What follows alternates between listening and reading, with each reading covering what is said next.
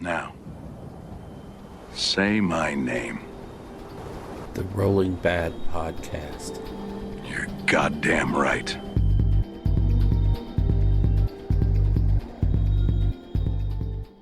Welcome to the Rolling Bad Podcast, episode number 7, coming to you from the desolate wasteland of Albuquerque, New Mexico.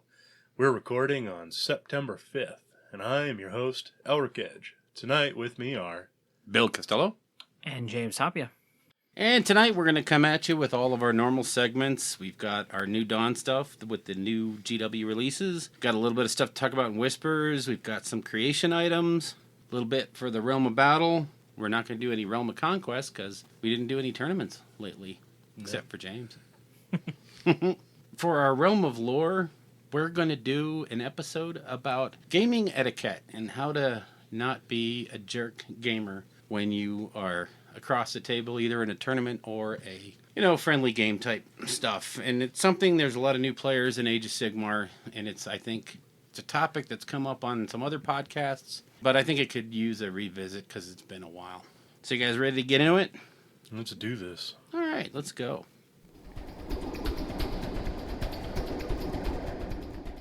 The Realm of the New Dawn, where we're going to talk about the latest and greatest stuff that Games Workshop has come out with in the last couple of weeks. This has been mostly 40K. Yeah. I can't think of anything for Age of Sigmar. Really. No, it's been dead quiet. Yeah, I guess you could say the White Dwarf that came out this last miniature. weekend had a Slaughter Priest in it. Yeah, pick mine up. Yeah. Yeah. Oh, and Gore Chosen. Yeah. Coming up on which the is already 24th. sold out. So Yeah, I didn't get a chance to order it. Yeah. So I have them emailing me when it's restocked. I'm so So- bummed.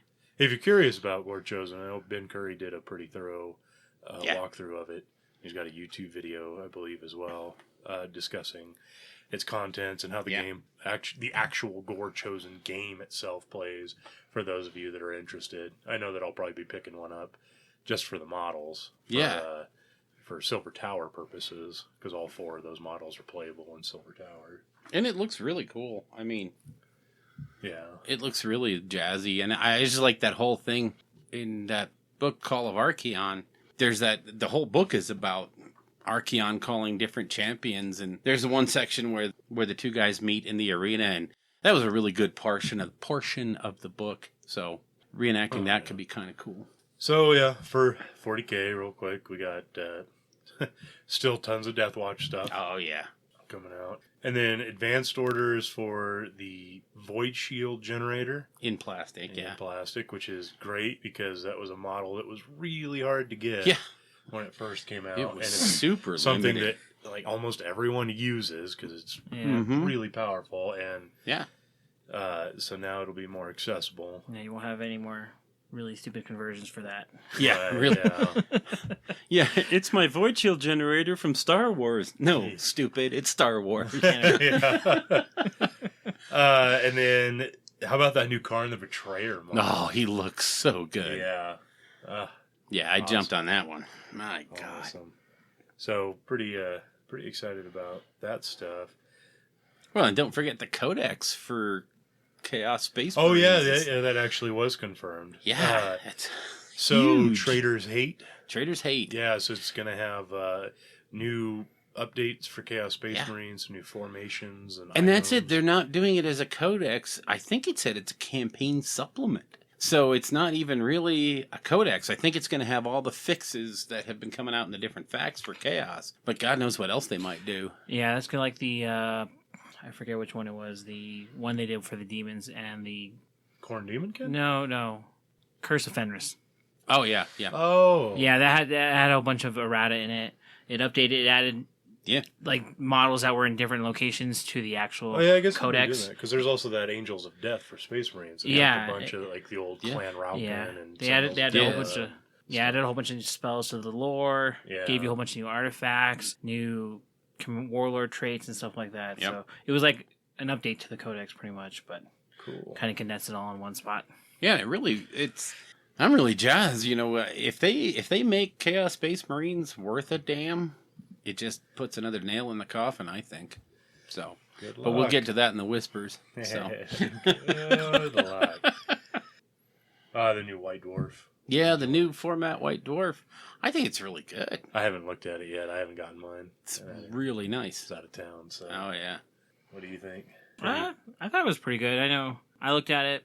Looked pretty decent. Didn't look too buy this. It was still a lot of patting on the back. Like, hey, this is... Well, I'd say give him a couple months to find a groove Yeah. with it, too. Yeah, we'll see. And then I know Jules was looking at it this morning.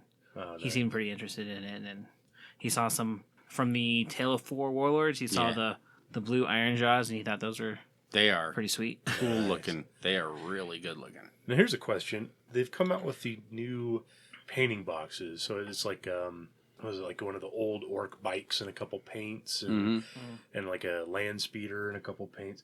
And those are supposed to be targeted for other stores other than just brick and mortar, right? Yeah. So aren't you supposed to be able to pick those up at like Targets and Walmart? And Toys R Us. Yeah. Maybe, or I'm thinking more like the Hobbytown USAs or Hobby Yeah. Lobbies is where I'm thinking those are probably going to be mostly targeted. Okay. Do you think that they might start expanding White Dwarfs out to like Barnes and Noble? They've and had stuff them like before. I've seen them there. I've never seen one. At Barnes and I've Noble. gone to Barnes and Noble. And I've seen them there. Actually, that's Really? how I think that's how actually I got back into Warhammer. Kind of the second go around was Okay. Because the We'll only walk into time I Mar- ever saw GW stuff outside of a GW store like that was at Barnes and Noble, but it was when they first picked up the Lord of the Rings line. Yeah. And yeah. they had a bunch of, just like a whole table Oh, yeah. covered in the stuff. And that's the only time I've ever seen that. And I was thinking, because I was at a Barnes and Noble the other day, looking at the magazine racks, and I was like, man, that like the variety of magazines anymore is garbage. Yeah. It's all like health, guns, food, and porn. Like Yeah, well, soft porn. Yeah. most of those I don't care about, and the other stuff I can get online for free. So it just seems there was like no like even computer gaming and video gaming. I didn't even see like a copy of PC Gamer, and that's like one of the biggest PC gaming magazines. Or just gaming magazines in general, or even the PlayStation and the Xbox, their official magazines. I didn't see those available. I mean, it might have just been my Barnes & Noble just didn't have them in stock at the moment or something like that. But I thought to myself, well, man, what would happen if you put a White Dwarf out there? Would that maybe draw new eyes? Because I do know a lot of people that got into 40K based off the Dawn of War games. Yeah. The computer games. Oh, yeah. Just seems like, Seems like it would be a good place to hit. Yeah. And to saturate. They are, I know the big thing with that, there's that whole separate line they're doing that's for release at other stores that aren't game stores. And the big push was to get them into Toys R Us. So because that's the crowd they want to hit. You would think if you want to hit that crowd, why aren't you having your magazine in every available outlet? Yeah. Barnes & Noble, Walden Books, you name it, any bookstore. Why can't I pick it up from Amazon even? So, from you, not from a reseller. I'm not GW. And, Well, they certainly have been expanding to different outlets. Oh, yeah. So maybe it is in the pipeline. Yeah, it could just take time to Yeah. get all that worked out. and it's true, they might have to... One of the things I would imagine, if you're going to deal with Barnes & Noble as in volume, they may have a minimum of, you have to deliver to us 5,000 issues 2 weeks prior to publication date, and that's something they can't do. Yeah, that's... So, I don't know. I didn't think about that. I don't know. Yeah, plus they might have guaranteed Yeah. cell numbers or something, or else you have to buy the rest of them or sell them back. So who knows what all that involves. But I'd love to see it. I would love to see it hit more mainstream outlets. So is that going to be it for New Dawn? Kill Team box. Oh, the Kill Team box set. Yeah, duh, right there on the table. That's a fun little box. So here's GW marketing at its best for you.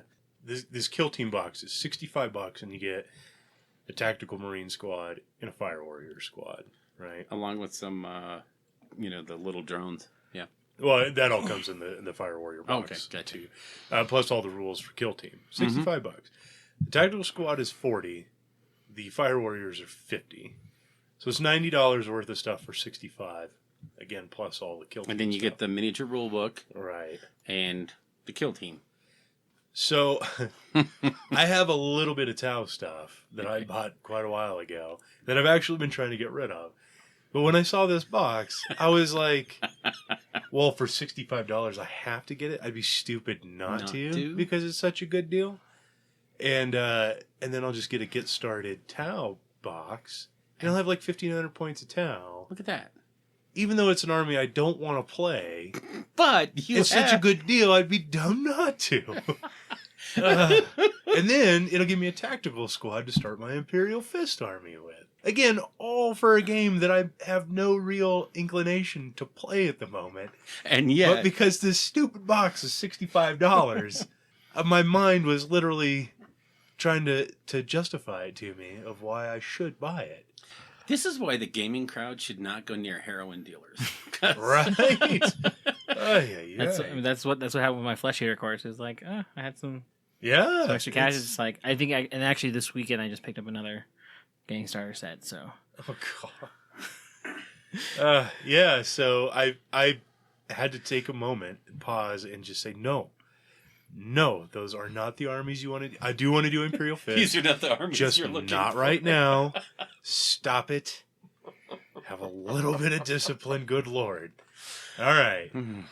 So yeah, that's how good they are. Well, they do have a, or how dumb I am. I don't. It's both, because if you notice, what did they do with the Stormcloud Attack boxes? They had 3 different boxes with 3 different assortments of flyers. Perfect marketing. You may not want the one, but you're buying it because it has the one you really want in it. And of course, you're going to trade with your friends. You're going to do this, but they're still selling. There's a beautiful thing there. They have us hooked. It's just give it up. Yeah.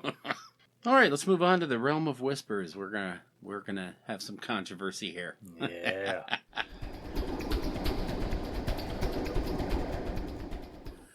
The realm of whispers, where we're gonna talk about kind of, I guess, what's being hinted at and rumors and whatnot. But the big one, really the only one, is this 13th Black Crusade coming out for 40K, starting off with Trader's Hate. And basically, Karn. The fluff is Abaddon is sending Karn out to soften up the Imperium for the future invasion. Sounds a lot like the end times. Cough, cough. End times, cough, cough. Yeah. So, 40K players, brace yourselves. But but we've said it before and we'll say it again. They're already ready. Yeah. With the formations and the detachments and all that other stuff, it's going to be so simple to do. Think, Paul Murphy was talking about it on an episode of Forge the Narrative real recently about. I think so, yeah. It's almost the same format. You really just gotta. Not that they wouldn't. His point wasn't they wouldn't make it exactly like Age of Sigmar. No, but you could make it something kind of similar that's more streamlined and still uses so much of the existing format with like formations and stuff like that. Oh yeah. So there is so much to be done, and the kicker for me is if they come out with this stuff for Chaos Space Marines and they're good, they're decent, they can put up a fight. That means you can have all these end times, 40K end times battles. If you were to try to do it right now with Chaos Space Marines the way they are, it'd be a joke. Yeah. Because the fluff would say one thing, and the table would be like, oh, look, I beat you with my Imperial Guard platoon. Astra Militarum? Oh, yes, I'm sorry. Astra Militarum. My bad. Yeah, not that Chaos can't win games. It's just, there's definitely a power difference in 40K. And and I remember when, the Big Bird came out for Chaos. Yeah. Oh, that was a game changer. That was it. This thing is, oh my God. Yeah, but really the only lists were 3 of those, and then 3 of those, 2 little man units of cultists, and a cheap HQ, and then demons or some other army wrapped around it. Yeah. And that was Chaos Space Marines. Yeah, and it was zero fun. Yeah. So now if they make the Chaos Space Marines something that can get on a table and be enjoyable for everybody, now you can do the end times. Now you can do the 13th Crusade leading to the Death Clock. And Jesus, hopefully Cypher gets to the Emperor and just sticks that sword in his ass. That'd be nice. That would be. It'd just be cool to see cultist troops. Yeah. Like the actual Thousand Sons and Death Guard and stuff like that on the table again. Well, and what gets me is when you get into the 30K Chaos stuff, they are so good. Yeah. The Galvorback and all that other stuff. I mean, they are just so fluffed out. They do in the game what they do in the fluff. So you get captured into that whole, God, this is really cool. Now they just need to bring that into 40K. You also don't have like 3 Wraith Knights running around in 30K. Or Yeah. 16 Ghost Keels and all the other nonsense that goes on with all. Well, the Eldar are going to be they're going to be the wild card in the end times thing, I think. I really do. Because, you know. Tyranids. Well, you hungry hippos of the galaxy. And that's it, is they're coming. Every bad thing is descending on, you know, Gazgul's got his new WOG going. Yes. Everybody's on track. So you got Tyranids on one side. It's all coming in for the Imperium of Man. It's over. So yeah. It's just a question of what pieces are left to pick up. So this should be good. it's going to be a blast. I can't Hopefully, wait. hopefully it will be better written than the End Times itself. Because while I enjoyed the End Times, there are some massive plot holes. Oh God! And just huge chunks of the story that they started and then just never And finished. dangled out, and there's no resolution to them. Yeah, I think that's due to the way you probably organize the writing teams. 'Cause I've heard that, you know, each author writes his own story in tandem. You know, they're writing at the same time, and they just have a rough outline. So I can see how some of those little details get lost. Surely they had like an overarching thing, though, because like the orcs and goblins are mentioned in Nagash. Every army has a little mention at the very beginning, like a little 2-page blurb of what's going on. And then the orcs and goblins aren't mentioned again until they just teleport in last minute to help fight Archeon. I mean, there's some stuff where Skarsnik fights the dwarves, but as far as like greenskins and ogres, like the orcs and ogres, there's nothing. Yeah. Until Grimgor comes in, he's like, "Well, I'm here to kill stuff, but I guess I won't kill you. Let's go kill chaos, I guess." Like it, you know what I mean? Yeah. But I think that's the little details. The big overarching story was, you know, it was good, you know, and I enjoyed it. I didn't enjoy dropping $400 on it to have the rules change, but well, you know, I think that was a lot of the hate. That was a lot of the Sigma rage. I think I would look more forward to something like that in 40K, just because I don't know, they're both in similar positions. If you look at the old world and you look at where 40K is now, you had the Empire, which everything was centered around, like the Imperium of Man. Yep. It's in tatters. It doesn't function that well. You have Karl Franz desperately holding on to everything. Little sections that are breaking off, like Marienburg did. You have their allies with the Bretonnians, but you know they have their own differences. Yeah. And everything, and when you look at what's arrayed against them, you know, between Chaos and Skaven and Destruction. Yeah, it's just like it seems impossible to hang on, and it was. Yeah. And then you look at 40K, which is an even grander scale, how the Imperium of Man is so bloated with bureaucracy that it can barely function. There's corruption all within it.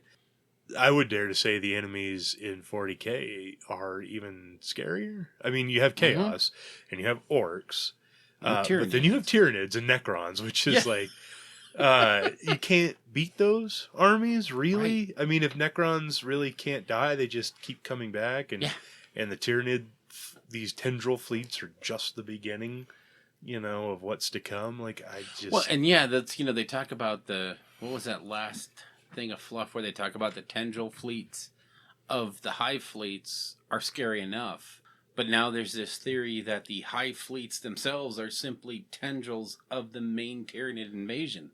Well, yeah, So because if you over. look at the galactic map, the tendrils come in from different angles. Yeah. So again, it gives the illusion that the rest of the universe may very well have already been eaten by the Tyranids, and this is the last galaxy that remains. Yeah. Kind of thing, which is really scary. Mm-hmm. But then, what do Tyranids do against Necrons? Are we just going to have Necrons and Tyranids duking it out? Or even orcs?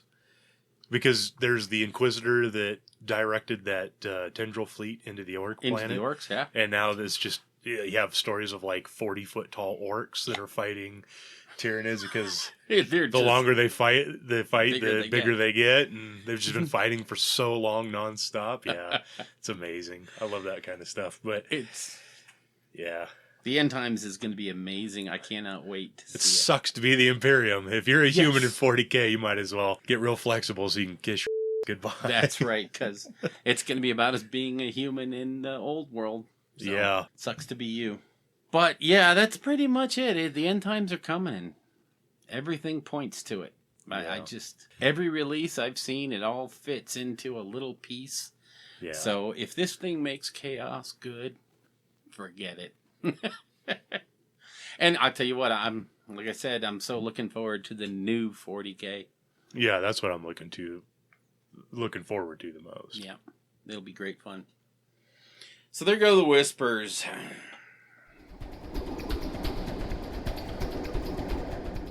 The realm of creation. Where we're going to talk about the stuff we built and hobbied. James, you want to start us off, or you want me to? You got probably more than I do, right? Wait. Oh, I actually got content for Realm of Creation. Okay. Hang on a second here. I got to go take my heart medicine. So sit back, everyone, while I regale you with the tales of my hobby over the last 2 weeks. I have started rebasing stuff. Oh, we're not recording. Damn. I'm kidding.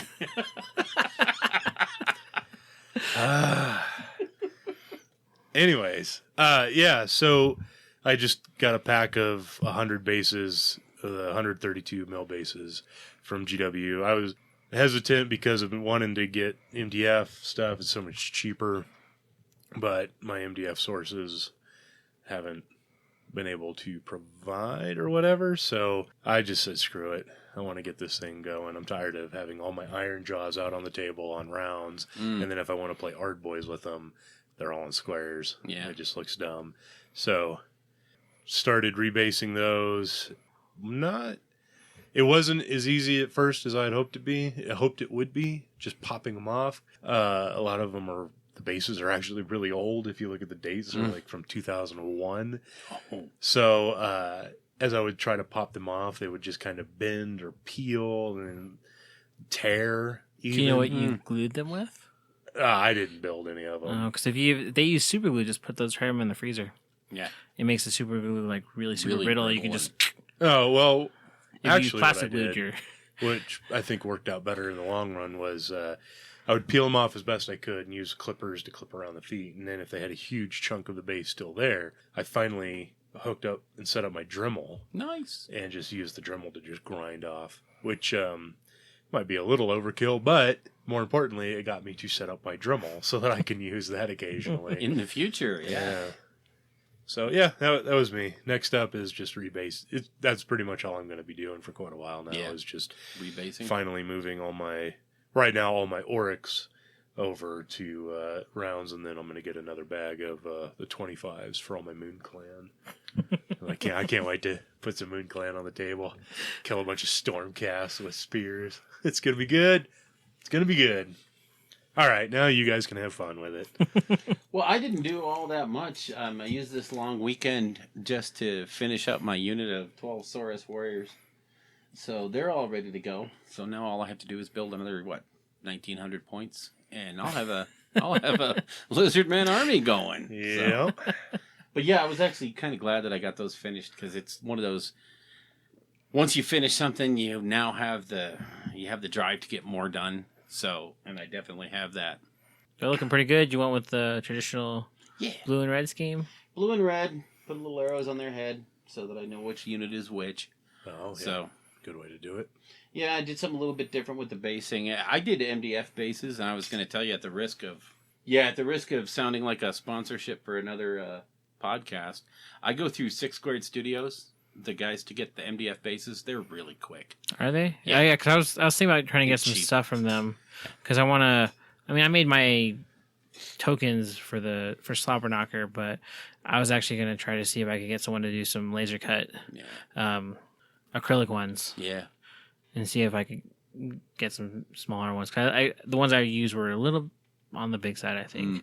I wanted some like nickel or size ones.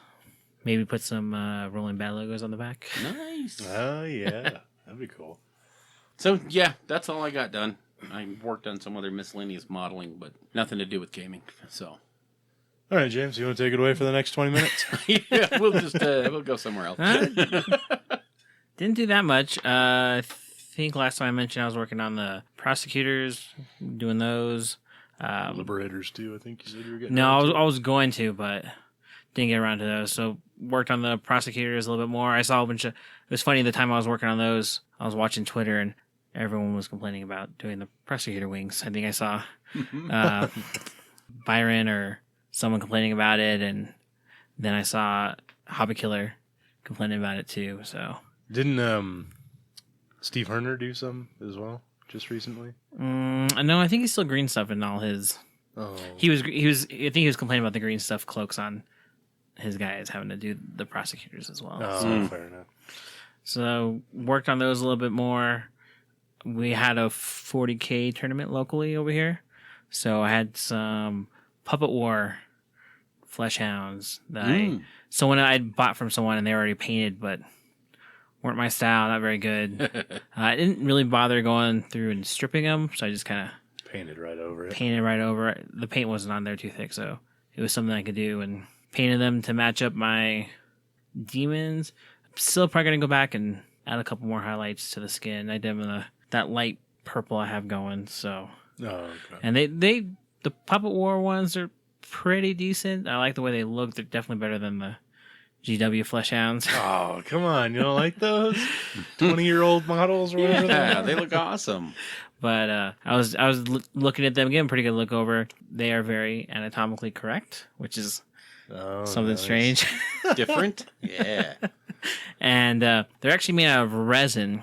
And I know we've been talking about how good GW models are. Right. I didn't have to put these together, but I was just looking at like mold lines and the way stuff was put together. You looked at mold lines? Well, I was just looking at it. Oh, okay. Like, you were I- acknowledging their presence. I was before moving on. really acknowledging their presence, yeah. Just before I just painted over them. Oh, okay. And just noticing like they're beautiful miniatures, but the quality of them is still Yeah, for sure. not as good. I know they're like in between like some of the legs and the tails. There was still like flash there from the mold and stuff. So the one of them was pretty bad. And I actually did go back and cut it out and scrape it out. Oh, wow. That must have been pretty bad if it required you to go back and... Yeah, so those came out pretty decent. I'll probably put a picture of those up on Twitter this Wednesday. Yay. And then I started working on your Mod Crusher this afternoon. Yeah. Where is he? Oh, there He he is. is right here. Yeah. I'll probably put some pictures of him on Twitter too. I know you said you want to go with a blue theme on him.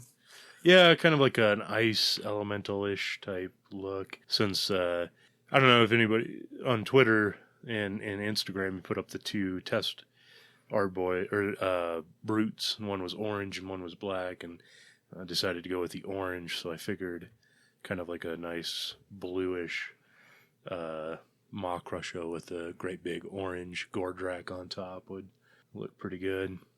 I'm excited. I've been wanting to play that model, and it's kind of hard because I've had him in pieces since the...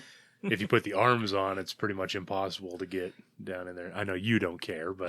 Yeah, this is the first model I painted and then glued together. glued together. I'm always impatient. Just glue that stuff together, and if I can't get in those. deep What about corners. that Nagash model? Have Well, I that haven't together? built him yet. Are you going to do that? Come on. I That's a might. big, impressive model. You got to put in a little extra I can usually legwork on it. reach in there and. See, Get Jules to do it with his little hands. He can reach. I am so not steady enough to do that. Yeah, no, I couldn't do it. Even on smaller kits, like a lot of the Skaven kits and like the Huracanum and stuff. Mhm. I would have to build those in Sections. pieces and paint them. Yeah, so did him blue. I think you wanted him a little bit lighter, but I'm thinking the color I have now with him is probably... Because I know that orange is going to be super, super bright. Yeah. I know you're one that's going to be like that ice blue, but I think it's probably about as light as I want to get, because I think it might not work very well with the super bright orange. Fair Plus, enough. I noticed one of the Facehammer guys was working on his Skaven, and he had his orange and blue. What are those new guys? Storm Fiends. Oh, Yeah. They're pretty similar. That's colors. Byron's stuff, or Les? Les, I think they're one of those guys. Yeah, I get both Byron those guys Les. paint infinitely better than you, so it's okay. So For a guy that wants his army done. Yeah, man. really, I know. Wow. So yeah, I'm not stealing their. I'm not stealing their paint scheme. Paint but- scheme, fair enough. Yeah. And I think that's about it. Probably just work on this guy the rest of the week and put those Sweet. pictures up. And then, like I mentioned earlier, buy another Flesh Eaters starter box with the winnings I got from the tournament. So Nice. Oh, from the 40K tournament. from the 40K Oh, tournament. okay. No. 40K's paying my AOS addiction. So There you go. That's the way to Yeah. do it. Makes up for all those guys at Slobberknocker from 40K that were winning all the fantasy Yeah. raffles. Ain't that always a thing? Cool. So is that it for creation? Yep. All right. Let's move on to battle. the realm of battle. Well, we're going to talk about our games for the last 2 weeks. Is this last recorded? Yeah. Did you have any, Bill? No. I haven't even been to the game. Well, I mean, I've been to the game store to buy stuff, but not to game. It's all right, Bill. the One of last these days couple you'll weeks. get to play Age of Sigmar. I've seen it played a couple of times. It's a lot of fun. You should try it. I will. I think I will. Yeah. Nah, I'm not going to say anything. So I wasn't at the game store last week. I was in Vegas for a wedding. But the week before, you and I played a game, right, James? Yep, I got a little eager and broke my rule, but Which is? playing with unpainted models. Ugh, I know. Oh. I was going to say something, Heaven forbid. you know, but it was fine. Fine, whatever. Anyways, you had picked all the Sylvaneth up from Ryan. Yep, and that day I was at work making lists, and so I was really eager to try them out. Try them out. So we played 2,000 points. Escalation. Yep. The mission, which That's a fun one. yeah, that's one word for it. I don't know how I feel about escalation. It really hurts your list a lot. Yeah. Yes. Well, it's kind of like the 8th edition Blood and Glory, where if you're going to build a list, going to a tournament knowing that mission will be played, Oh, you need to build a list yeah. accordingly. Every list I'm building, especially like for LVO, I'm taking into account how many units I have. That way I know Right. what comes on the table turn Mhm. one and what I can get in there. So Yeah. that's definitely one of those things that you have to take into account. Yeah. Now, my list is pretty straightforward. Well, actually, I finally played Gordrak.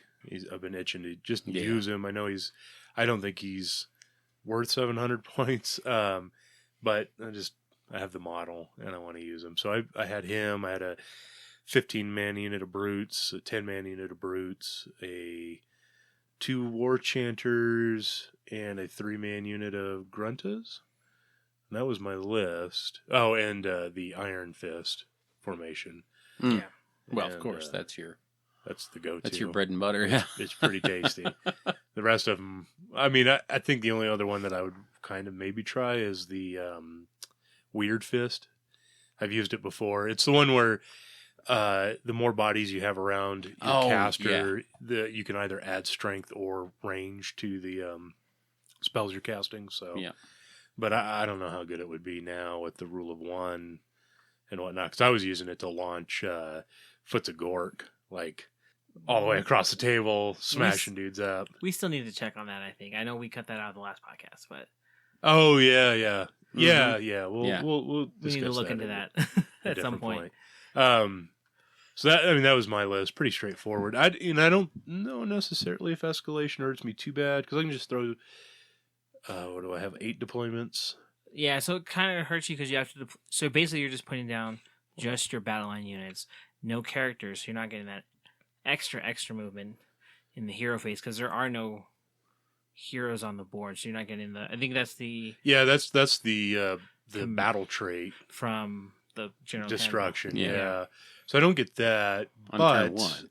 I don't think it hurts me too bad because it's still 25 brutes hanging out. And unless you're playing some crazy Alpha Strike army, which you can't really get away with because of escalation, I think I'm okay. And then I bring on the characters next turn and start moving everything. And then again, the movement is so fast now with destruction that I don't think it's too bad. Okay. You just have to anticipate it and be ready for that when you go into the game, and keep an eye on where the objectives are.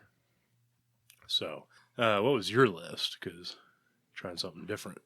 Yeah, so I was playing Sylvaneth, of course, and I believe I was trying out the Ironbark War Grove.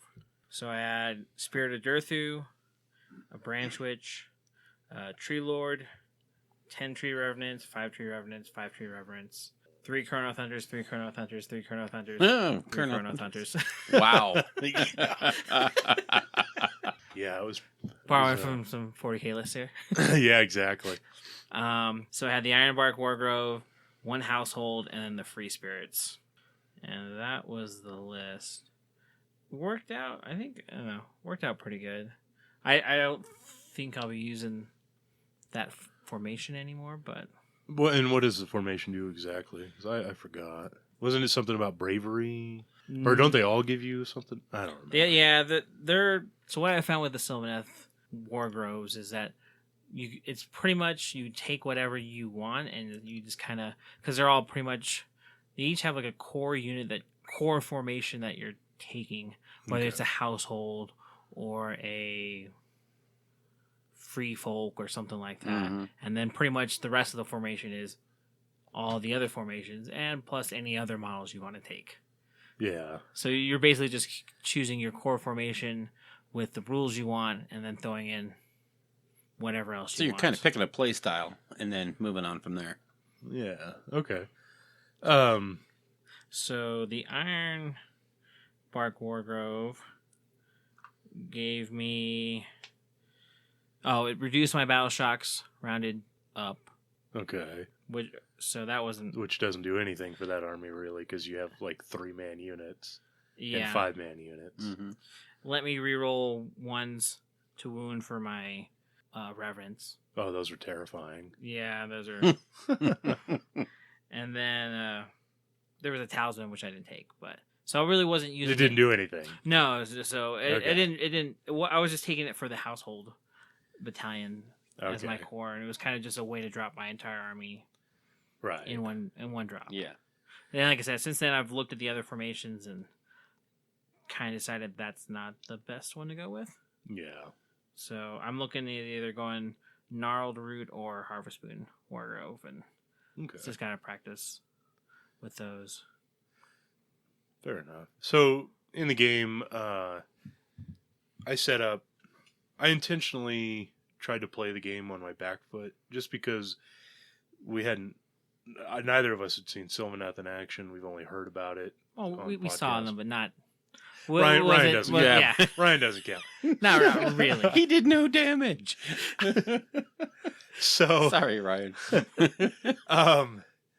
so I really wanted to see just how hard they could hit because I was playing my bunch of brutes, and I know they're pretty tough.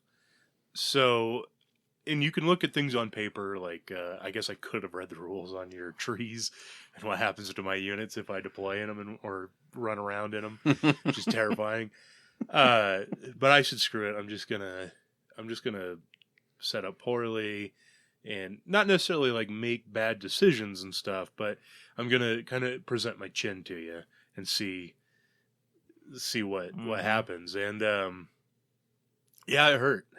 It hurt. That's 6 damage from the Spirit of Durthu. Yep.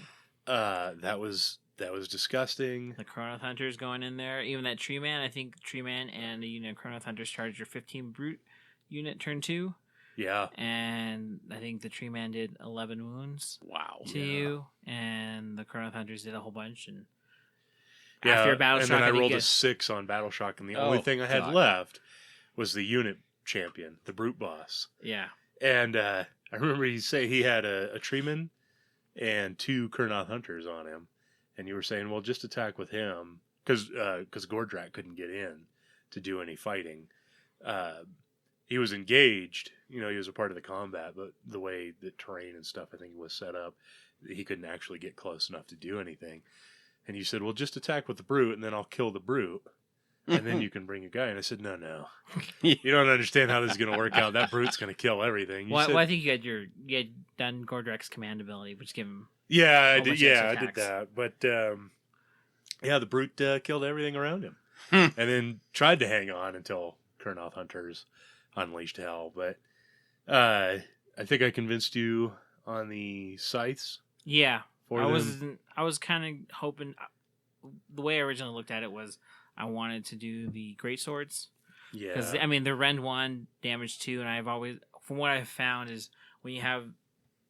And the sides are Rend 2, damage D3. And whenever you have that D3 or D6 damage, Yeah. it never seems to work out as good as you're hoping. You roll that 1, and you're like, well, crap, I would have rather just taken Right. straight The standard 2 damage. 2 Well, damage across the board. I know there's another podcast out there that always rails against that random damage, and always says that having a consistent damage value is better. Yeah. But I believe that. normally, yes, except that the size are Ren 2. And there's a reason that Ren 2 only exists on some of the choppiest characters in the game. Yeah. It is terrifying. Mhm. And they're range 2. So if you want to run a unit of 6 of them and you get into a tight combat, the back rank can swing too. Or anybody that's not in base to base or anything. So they don't lose any combat effectiveness that way. Plus, a D6 I can understand. The damage variation there is pretty wild. But a D3, it's only 33% of the time that you're going to roll less than that too. Yeah. And you have just an equal amount of percentage chance to roll 3 damage as opposed to the 2. So a D3 isn't too bad, I don't think. But really, it's the Ren 2, man. Yeah. The yeah. Ren Ren 2 is huge. so good. Yeah, and There are so many things that are immune to Rend 1. Well, not only that, but like if you go like your Dracothian Guard, if you hit those guys with Ren 2, then suddenly you can finally start putting some damage on those dudes. their save is a 5. Right. With rerolling 1. So I mean, I've had that happen to me before, and that's pretty. When you're saving on 5s, it's kind of dicey there when you only have a couple of those guys. Exactly. That makes it iffy. Yep. Well, yeah, you ended up winning barely, actually, even though you took Gordrak down pretty quick and that big unit. No. Roots So down. I think we determined that I was going to win either way. But It not was until just- the last turn. It was just no. I think I'd won. It was just a matter of a major victory or minor victory. Came down to a initiative roll. I think if you won the Yeah. initiative, you had a chance of winning, of making it a minor victory for me. It did suck how quickly Gordrak went down. He didn't really. Yeah, I think that's where the Durther got into him and Yeah, it's chopped his just head off.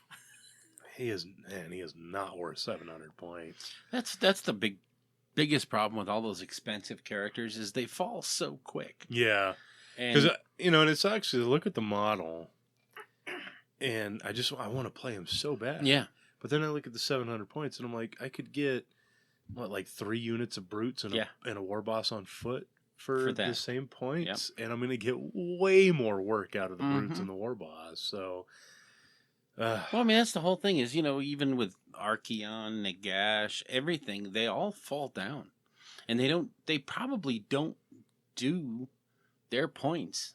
oh, it's certainly Worth of not for damage, Nagash you know. in the new match play. Nagash Yeah. is Unless you're almost pointless. Frontline Gaming claiming that it gets double. Oh, points yeah. for he free. gets double everything. He actually and- gets to summon double for free. Yeah, no, it's- doesn't work that way. A closer examination of Yeah. So, yeah, I'm still going to try lists with Gordrak. I'd love to take him to LVO He's such a centerpiece model. Mm-hmm. I mean, you can always. Oh well, with the way they're doing their sideboard, you won't be able to fit him in. Yeah. Unfortunately, I was gonna say you could take him as your sideboard and just never use him, or he'd be pretty good in maybe 3 places of power. Gives you a resilient character to sit on an objective somewhere. That's the thing, though, is I found him to not be that resilient. Well, you just don't get him in combat. You just with 16 wounds or how much? What was he got? 14? I think he has 15. Yeah, I mean, you could soak up a lot of damage can versus hang back a versus a while. 5 wound I wizard. just want to take a moment to acknowledge the fact that you said don't get Gordrak into combat.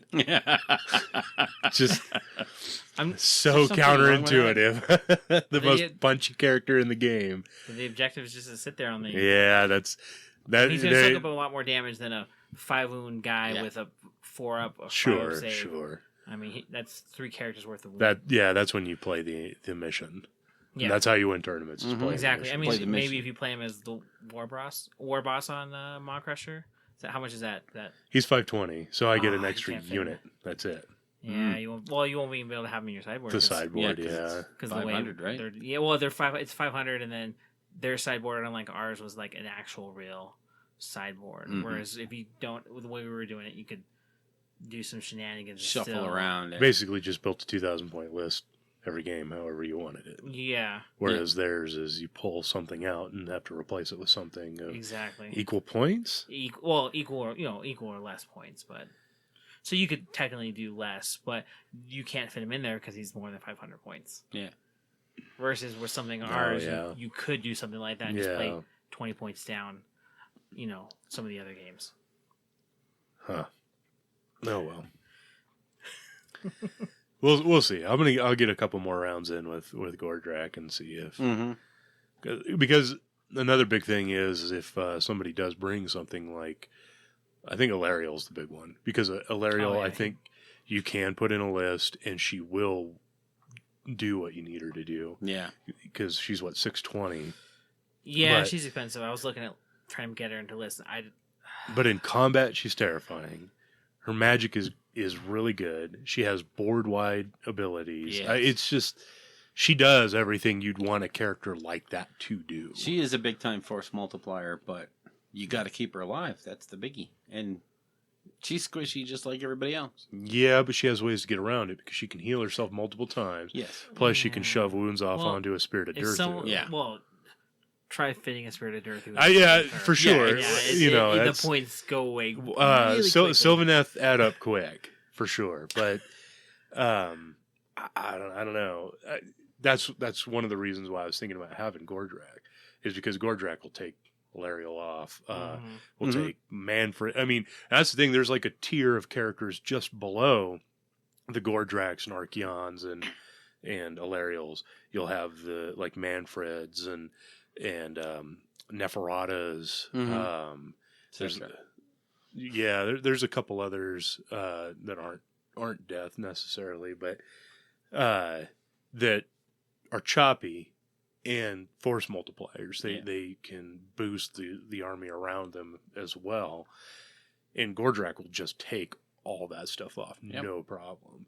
And so that's kind of what I'm wondering is, that's not the style of lists that we really play around here, but the LVO is going to be a totally different thing, and you kind of have to anticipate what that meta is going to be like, and are those people going to like those big centerpiece models that kind of boost their army and whatnot, or are you going to run into some big Nagash and then not have a way to deal with him? Because while Nagash might not be, his abilities aren't that great necessarily in match play. He gets really neutered by the rule of one and summoning and all that stuff. In the end, he still beats face. Like he is scary in combat. Yeah, He's still got game. Bouncing stuff back at you. He's still a tank. If you're just sending regular chodes in there to try to bring him down, it's not gonna work. Yeah, you could be in trouble. So, and Gordrak has a pretty good chance of killing him in like one round of combat. So that's what he's designed to do. So yeah, like I said, I'm gonna have to get some more games in now that he's going to be assembled and painted and it's going to look awesome on the table. And I might even try some games with him as a regular boss too, Yeah. and see if that really makes that much of a difference. I think the regular boss is also really good. I don't know, maybe a controversial statement, but I don't know if Gordrak's command ability is really that good anymore. Mm-hmm. With the battle trait for destruction giving you the extra movement.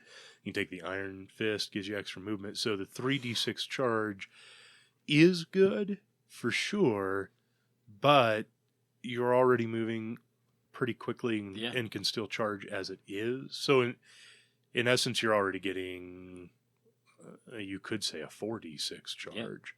And then the +2 attacks on an entire formation type thing, I can hit my entire Iron Fist with it. Yeah.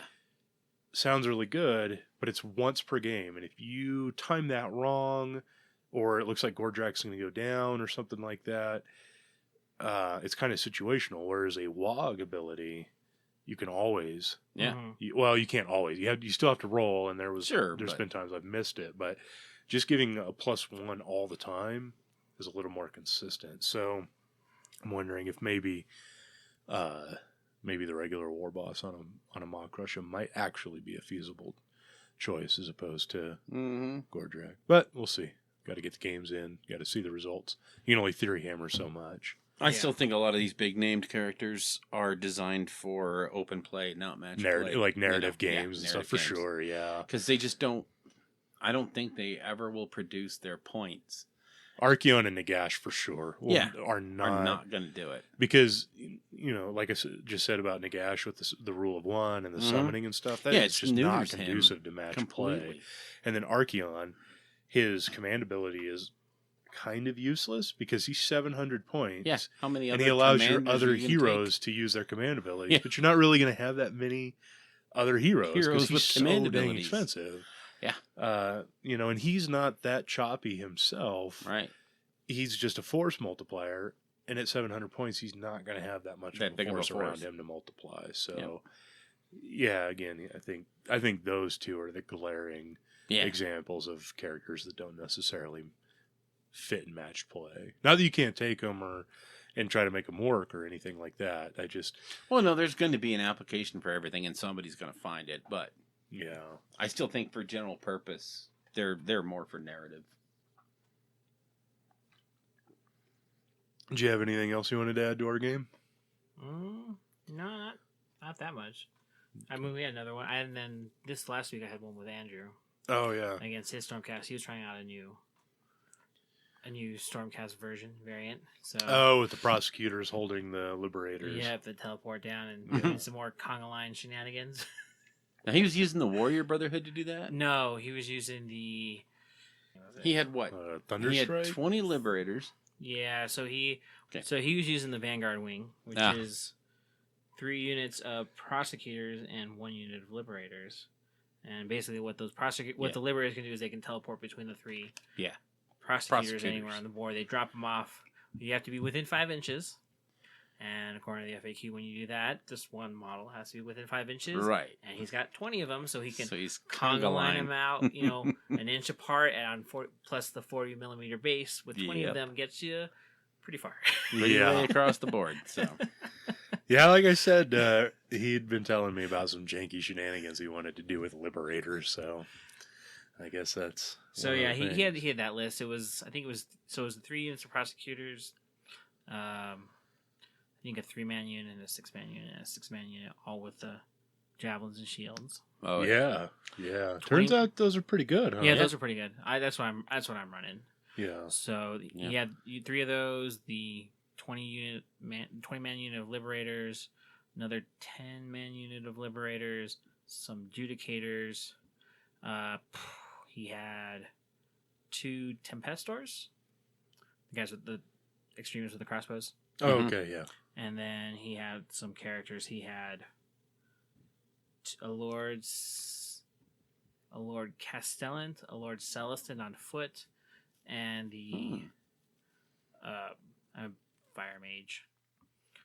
So he was doing with the Lord Castellan on foot was, The Celestin on foot. Lord Celestin on foot, was because his command ability works in the combat phase when you're 9 inches, or 9 inches away from him. So with that long conga line though that he's got going, it lets the unit be within range Mm-hmm. of him to use his command ability, which gives them +1 to hit. I like that. So and then of course if they're doing with the Lalo the Tyrants, Yeah. I mean you're just doing number of hits was he was hitting my Tree Lords on 2s, wounding on 3s, Okay. And just then, putting out a lot of attacks. the Fire Mage is there to give him Mystic Shield. Or... Yeah, Mystic Shield or something. And then so we played that game. I think it was Border War. We were playing. Okay. With one objective in each. Oh, that's in right. each thing, yeah. and then the ones in the middle. So we were playing that. He got ahead quite early in the game with objective points. So I was kind of just like, okay, I'm out of this already. But yeah, it turns out that the Chronoth Hunters and Spirited Earthu and a Tree Lord with a 2-up. Yeah. Hold pretty good. And actually, I was taking the Gnarl Root War Grove on this one. It was a little slightly different. It was pretty much the same list, but with different abilities. Okay. And this let all my casters cast twice. Cast an extra spell, dispel an extra spell. Okay. Plus, they all gained a spell that let me bring back guys. But so this one was a little bit different. It was a Tree Lord Ancient instead of the regular Tree Man. And then, of course, the 4 units of Chronoth Hunters, Spirited Earthu, Branch Witch, all that good stuff. And what had happened was I landed up laying, of course, the 3 forests out, stringing them across the board. Oh, yeah. For movement. Yeah. So what happened at one point in the game is he had a lot of his army near that one of the forests, and the Tree Lord Ancient just cast his Awakening the Wood. Oh, boy. So everything within 3 inches of that took D3 mortal wounds. So that was a lot of his characters, a lot of the prosecutors, the liberators, and now on a 5-up because I cast it near the forest because he was within range. Right. It goes off again. It went off again. I think we calculated. I think I did like 20, 24 mortal wounds to Wow. units in one spell.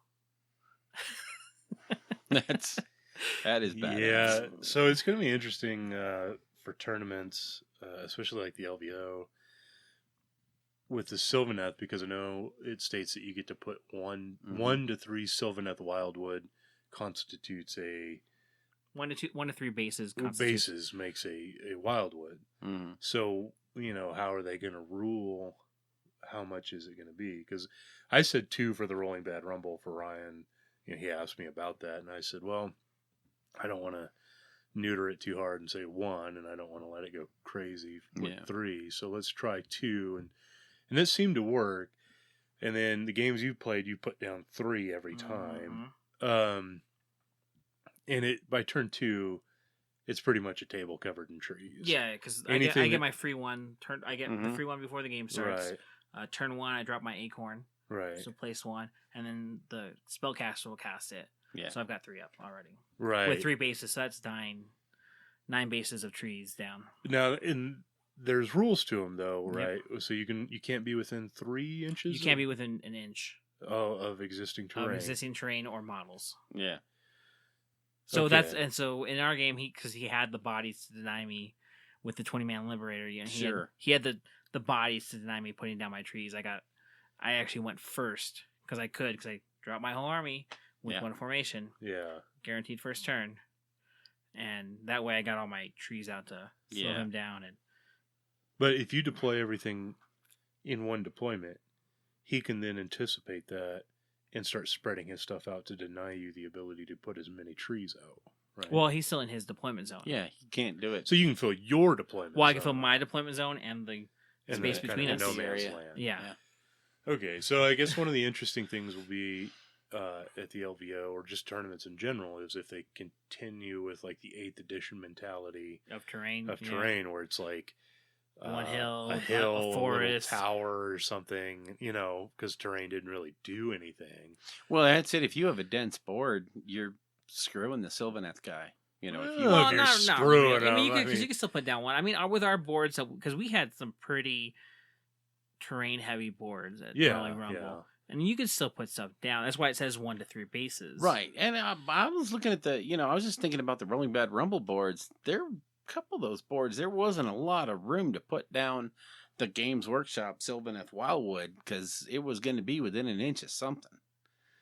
Yeah, So, but you can also use that to your advantage as Sylvaneth players. It creates choke points. oh yeah, as well, because you don't want to move through those forests No, if you you're not don't. the Sylvaneth player. it's Or be So- anywhere near them. Cause Oh yeah. within 3 inches of them. So- it's like a trumpet from the Heraldor. it's the every Heraldor. time. Right. thing. So even just putting down one base off to the side a little bit can kind of help you dictate your opponent's movement by Mhm. saying like, well, you can try to come in on my flank, but you're gonna have to deal with with even just this one patch of trees, and you could lose models, because everything that runs or charges through Yeah. on a roll of a 1 dies. Yeah, except for the heroes and monsters. But, I mean, Right. Or, I could turn around and blast you for extra mortal wounds Yeah. for being around it and stuff. So it's, or I could teleport to it Yep, later that's to what pick I was- up an objective. So just because you may not be able to lay down 3 bases every single time or something like that, you might only be able to lay down 1. It could be really beneficial. Oh yeah, yeah, that's what happened with where I was doing some teleport shenanigans with he thought he had my tree lord at one point, and just zip other them side of away. the board, nope. And that can get you out of combats too, right? Yes. Yeah. So tricksy elves, man. It's I mean that's what because they're not exactly hardy. No, So- yeah, because I think the tree lord has 12 wounds, Yeah, and he had got it down to like 10, 11 or 10 wounds on it, jeez. and it was like, nope, other side of the board, and then he had his healing spell, and Yep, I'm fine again. Man. came back. Yeah, I feel good now. Time to go back. Back to 6 damage. Smash, smash, smash. God. I like so it. yeah, so we did that, and like I said, he was ahead on points, pretty early. So I was just playing just to table him, and pretty much got it down. I think the 2 models. Nice. There was just a Lord Relictor and a Fire Mage off in the distance, and we actually at that point we weren't really sure. It was one question I had was, what happens if I table you? Do I win? Does the game end right there and we take the points where they're at? I don't know what the official thing is on that. I know a lot of the tournament stuff, you see, it says you play out to the end, to the 5th or 6th turn Yeah, it's just for something I- that specific reason, so that if you do table someone, you can come back and, get those points if you can make the objectives. Yeah, so that's what I was wondering So. if you, because I know in 40K if you table them you win. Table, it's over. Yeah. You win no matter how if they have 30 Maelstrom points or whatever it is. So that's And I think, you were saying earlier, in the basic rules, if the other guy has no models on the board, you win. it's a major victory. But every scenario says not to use those victory conditions. So, Yeah. So if anyone has any feedback or yeah, can point us out to a rule that would help us figure this out, please do. infer something correctly. Yeah. So yeah, those We are need help. those are my 2 games that weren't against my son. Yeah. At least somebody's playing this game. So that was good. And then, like we mentioned earlier, played a 40K tournament this weekend. Yay. Took my demons, did some stuff, ended up getting second. Yay. It wasn't too bad. That's a good thing. Yeah, very interesting. We played it was ITC Yeah. scenarios and stuff. So I've heard of ITC scenarios. I know of them. I kind of know how they work. It was interesting playing them Yeah. as opposed to regular 40K because it's a combination of killing stuff and getting objectives and a combination of like Maelstrom points and Mhm. stuff like that. I can see why a lot of tournament gamers really enjoy the format. Yeah. It balances it to some aspect. Of course, it favors Tau, Eldar, the really fast armies that Sure. can do that kind of stuff. So There's it's not a interesting. lot of formats that don't favor Eldar and Tau. So, So, I mean, yeah, yeah. it's interesting. We'll see. It's something just to keep in mind since I know ITC is getting involved with Yep. AOS. Just something to keep in mind on how they might be pushing AOS or how they might change in the future. I know they're saying for now they're just gonna roll with straight out of the book and make changes as they later on down the line as they see fit. So Just in, It's Interesting. something to keep an eye on, Yep. for sure. any other? No, that was the only game I had. The Realm of Lore. Where this week, we're going to talk about gaming etiquette and how to be viewed by other people as the guy you want to be played with. That didn't come out right, but anyway, Will you play with me, Bill? yeah, we'll go with that. Well, because, there's people out there that you don't want to play with because of the way they play the game. Sure. And how to not be that guy is the goal of this section. Yeah. And the first thing I want to bring up is the simplest thing in any miniatures game ever, and that's rolling dice. You do it in every game. There are some simple things that you should think about when you're rolling dice. And that is, you always pick up your misses, not your hits. There's nothing that bothers me more than seeing somebody picking up hits, especially if you're not immediately paying attention to their die roll.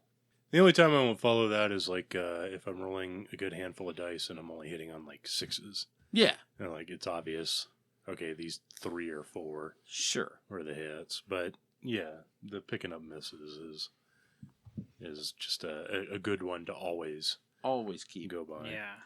And the other thing, with dice rolling is let your opponent see the roll before you start picking things up Yep. Don't and be. re-rolling, Because you may end up and he may look at it and go, oh, but wait, you don't have that +1, so those weren't hits. Right. So, leave him on the table just for a minute. Now, if the opponent doesn't care, if he's doing something else, you can't take 10 minutes for him to come back from his sandwich. So, also, concerning dice, if you're going to use dice that some of the 6s are marked with something, and then on some of the other dice, the 1s are marked with something, don't mix. Don't do that. Don't be that guy. Because sometimes tournaments are dictated by stuff like that. Yeah. And don't be the guy that actually tells your opponent, hey, I use dice that are marked on both, but I know which ones are marked. Oh, yeah. Yeah, just stay away from that kind of stuff. Yeah. Another good one actually that you do, and I wish I'd remember to do, is even after you roll your hits and you pick up the misses, roll a separate set of dice for your wounding roll or something. That way, if there's any ever questions.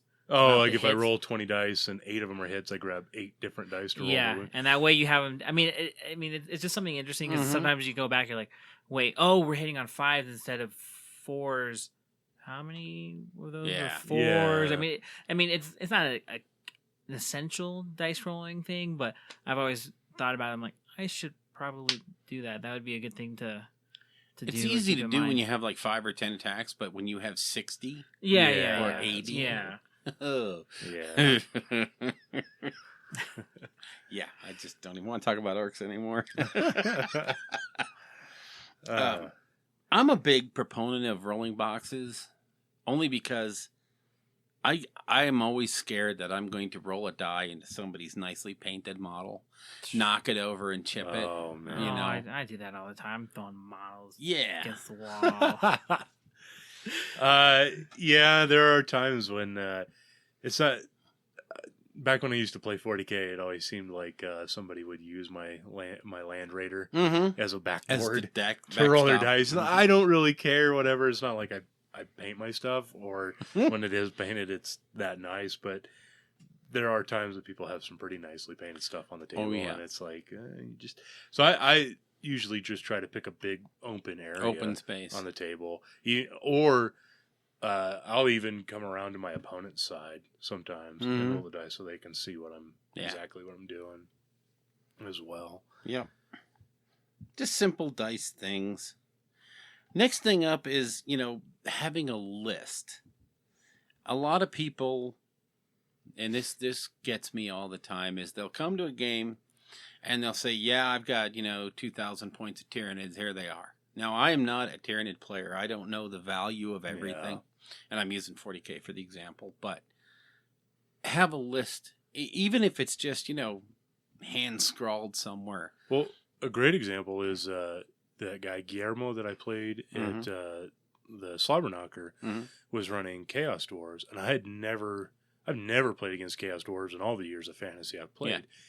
And I think he knew that he was going to be running into that, or he had run into that a lot before. Mm-hmm. And he had printed out sheets that had, they were kind of fine print, but they had the war scrolls of every single unit that he not only had in his army, but also the units that he could summon and everything. So it was all readily available for his opponent.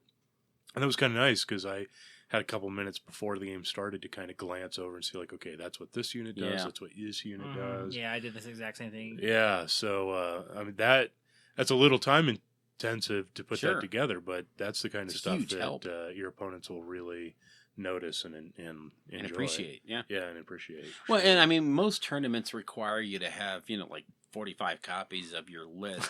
Yeah. Well, you have to turn in some to them, and then you're supposed to provide each opponent with a list before you play, right? So that it can be verified.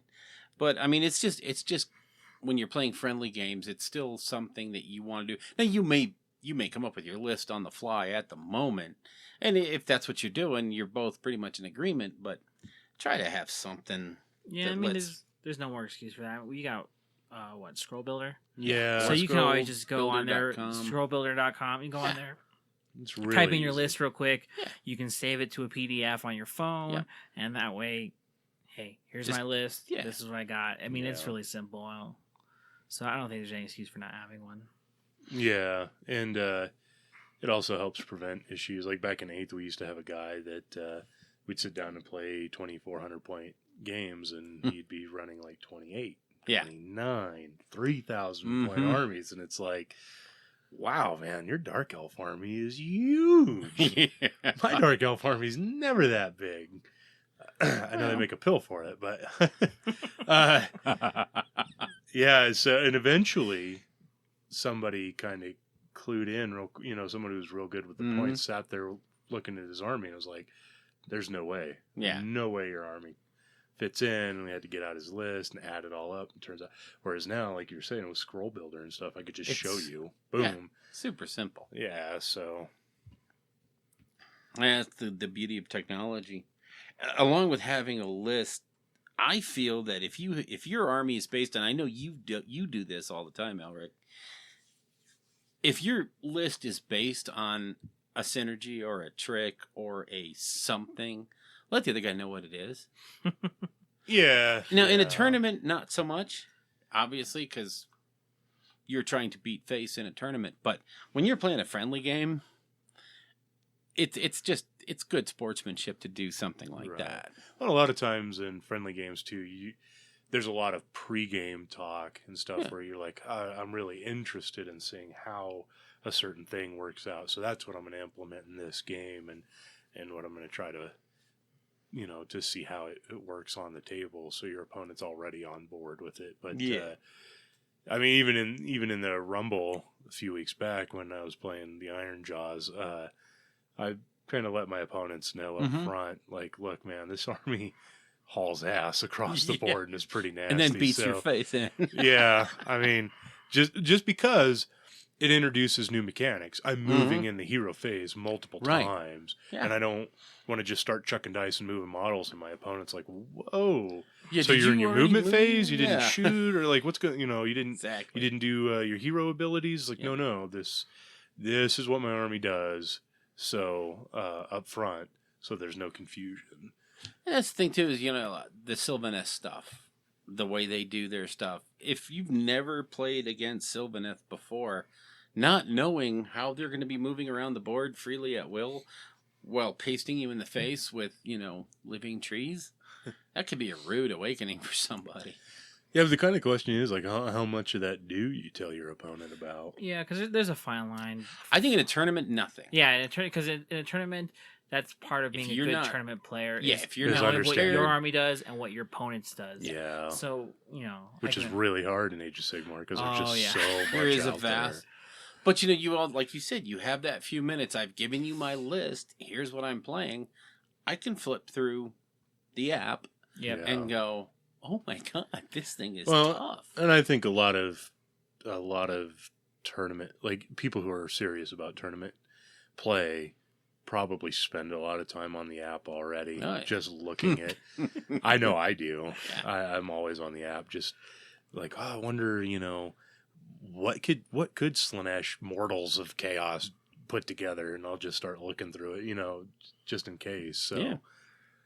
it's not going to cover all grounds, but it'll help. Yep. Yeah, especially with like you said, everything being free and downloadable. There's no reason, I can see like in 40K, you're not gonna buy every single book to figure out what everything does. But no. in AOS, I mean, Yeah. everything's there to download. You can look at everything whenever you have some spare time. Yeah. Yep. You can't get the formations, but you can at least get the base synergies of what units will do with characters and stuff like that. So And the major tricks are all in there. Now the formations are going to be different, but then you really only need the formations that are pointed out in the general handbook. yeah. So, it limits your scope there. So, getting back to all that stuff, the other thing is the big time waster during the game, and the other, I don't know if it's a pet peeve, but looking up rules during the game. Now, we all know it's going to happen, but there's two things about looking up rules that always kind of get to me, and that is looking up rules on an iPhone is a pain in the you-know-what. Now, on the iPad, it's not so bad because the screen's big enough and everything's on one screen. But on the iPhone, where you have to flip between each screen for each unit. Yeah. So, again, print your War Scrolls. Print all that stuff out. Just make it easy for yourself. I mean, I have a binder with all the Stormcast in it so that I can just flip through that. Sure. Or bring the book, bring the Chaos book, bring the Order book, bring the Destruction book so that you can just have something. I just always have my Iron Jaws book with me. So It always scares me when I see somebody that comes with just a box of models and an iPhone.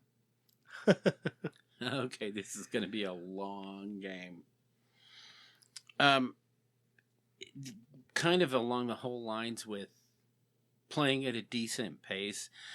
What you guys think is a good pace for a game? Now, it's going to be different. In a tournament game, you always have that timer that's going in the back of your mind. You only have 2 hours, 2.5 hours. You got to go quick. In a friendly game, do you take time? I mean, what do you think of as it's my turn was too long? It became my turn, my hero phase. I decided to go out. I went to the bathroom. I went and got some food at the counter, stood in line, paid for my stuff. What do you guys think? If it's a friendly game, I don't care. I don't care. It doesn't matter to me. I mean, you need to go get something. You need to go to the bathroom. That's cool. I mean, the store closes at midnight, so Yeah, we have until midnight technically. Exactly. And those are those games are just for fun anyway. They're just for practice, since you're not worried about we didn't get turn 5 in or whatever. So those aren't too bad. I know for tournaments though, like you said, you want to do that. Like an example I had was with this last weekend with the demons being a horde army with a bunch of summoning and a big psychic phase. I did everything I could to try to make those games fit in the time because we had 2.5 hours. And what I did was usually, if I'm playing a friendly game, I have my battle foam with, all the models in there. And as I'm summoning stuff, I'll start pulling stuff out and whatnot. But of course that wastes a lot of time going through that. So for the tournament, what I did was I got a separate box, had all my stuff that I was planning I could possibly summon. Yeah. Just had it in the box right away. So if I got something, I just pull it out of the box, put it on the table. Done. I'm not going through the case. I'm not shuffling through it. I know I print out my list for the tournament, and for each of the characters, they have, 3 powers they generate randomly, plus all the items they generate randomly. So I basically just had each character with just, the lore they're taking with a 0 through 6. Yeah. And just kind of went, okay, hey, I'm just going to roll down this list right here. So when I'm generating my spells, it only takes a minute or two, and just like, okay, 6 circles, 5 circle. And I just try to do all those little things to cut down all the time. So I could, because I know when I first played Demons, I did not finish a single game. It was like 2.5 hours, and we were getting to turn 3. Well, and really in 40K, a lot more than AOS, slow playing is a tactic. Yeah. And it keeps you from scoring objectives, especially if you're doing something with Maelstrom of War. You want to make sure that guy doesn't get his turn in. So it is a tactic, and some of the AOS scenarios are like that. We found that out at the Rumble. Some of them are pointed at the end of each player phase. Some of them are at the end of the turn. Well, if we don't reach it, I win. Yeah. So Tournaments have been won by people who slow play. Slow play, and it's one of the things, it's an orc horde army trick. It's a horde army trick is to slow play. Grab objectives and then slow play. So you got to keep your eye out for that guy, and then of course try not to be that guy. Yeah, because absolutely no one likes you. So like I said, I made all my preparations for it, and I was actually able to finish every game. Yeah, so I was pretty happy with that. Yeah, that's good. That's really good. It kind of comes into the know your army Mm-hmm. and the rules and stuff, but just knowing what you have to do in order to knowing that because I play orcs for 40k as well, and have played them for a long time as well as Astra Militarum and my style of Astra Militarum was like big 50-man blobs that move around and shoot and stuff, and you just gotta know that that's how your army plays and be ready to move models quickly and already be thinking about the turns ahead, which you should be doing anyways. Yeah. But so it's a biggie. Practice, And, moving your models around. And it's one of those things that will get you tagged as a gamey player really quick, as if you're a slow player. Yeah, and we'll talk You'll about get soft tagged. scores later too, and that's one thing that can help negate that too. Is when sportsmanship is a big determining factor of like overall standings and stuff like that. If somebody gets tagged for slow play, it doesn't matter how good of a player they are; they could be knocked out of it for getting hit on sportsmanship. Yep. So you got to take that into account as well. Oh yeah. So now we get to the point about conceding a game. When is it appropriate to concede and give up the game? Anytime I have to play against Stormcast. Never give up, never surrender. I'm going to... Okay, so we have bookends here. Never give up, never surrender, and screw it, I'm not playing this game. I think it depends. Trying to think if I've ever conceded a tournament game. I've wanted to. I wanted to in that slobber knocker when I had to play against you and Andrew. I didn't even want to go through the motions of getting kicked in the face. But I did play the games, and we played them all the way through. Mm-hmm. If it's a tournament, you play through. Right. You play till time or the game ends. Yeah, it's only fair to your opponent and everyone else at the tournament to do that. Right. And that's just it, yeah. No, in a friendly game, it totally depends. I think that's just a discussion that you and your opponent have to have. I know that sometimes for practice tournament games, when we're trying to get as much practice in and stuff like that, sometimes it's a little hard to do with AOS because there's some serious swings that can happen. But there are times that you'll get to like turn 3 and it's like, okay, well, look, this is pretty much over. This is where I messed up. And, you can discuss things real quick and then re-rack and try it again, because you don't really need to go through it. You're really just trying to analyze, those first few bits, or there's like a formation. There's an aspect of your army that you're trying to analyze, and you don't necessarily need to go through 6 rounds or whatever to look at it. So yeah, I mean, I've had, not with AOS, I don't think I've had that happen before, an example like this, but I know before when I played, I think it was probably 8th edition, I've had some games where the opponent wanted to call it turn 2.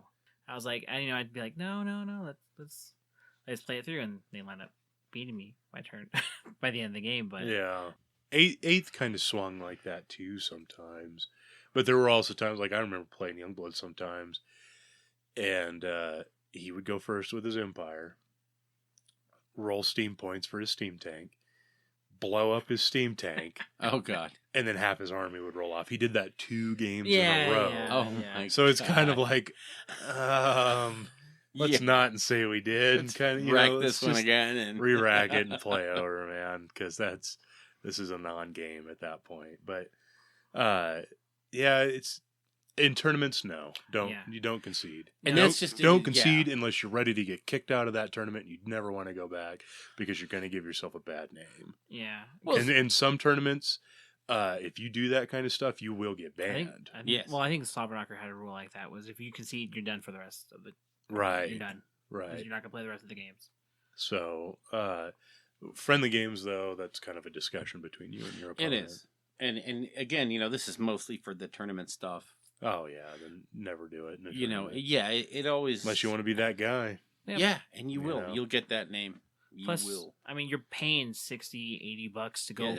play 3 to And 5 games or whatever, and you want to get your money's worth. You came there to play the game.